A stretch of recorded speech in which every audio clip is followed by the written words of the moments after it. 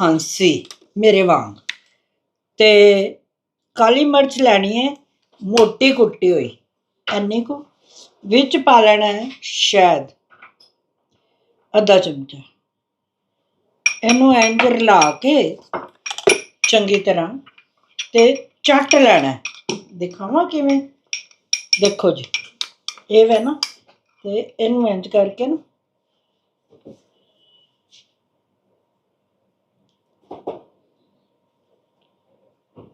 वाह, गला तार हो जाएगा, खांसी घट आएगी।